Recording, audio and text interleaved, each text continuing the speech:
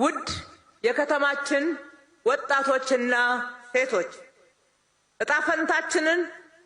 እጣፈንታችን በራሳችን እጅ ነው።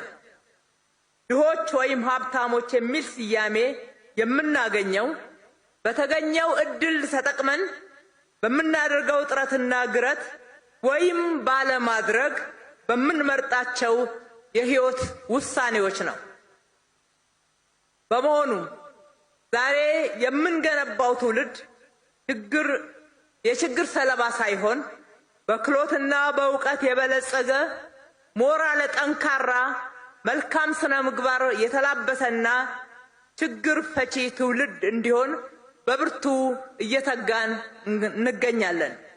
በተለይም የገበያውን ፍላጎት ማዕከል ያደረገ ስልጠናን በመስጠት ቀደም ሲል የነበረውን የሰለጠነ የሰው ኃይል አቅርቦትና የገበያውን ፍላጎት ያለመጣጣም ችግር በመፍታት ነው።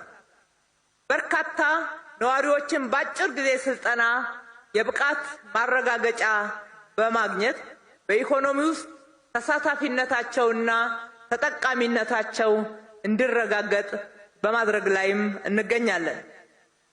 ትናንትና ስራ በመምረጥና ያለንን እምቅ አቅም በተሟላ ሁኔታ ባለመጠቀማችን የምንፈልገው እድገት ደረጃ ላይ ሳንደርስ ቀርተናል። ወጣቶች ይህ እጅግ ሊያስቆጨን ይገባል። የዛሬን ችግር በጥንካሬ ተሻግረን ነገን የኛ ለማድረግ ደግሞ የሥራ ባህላችንን ማሳደግ እልህ ገብተን በፍጥነትና በጥራት መስራት ይጠበቅብናል።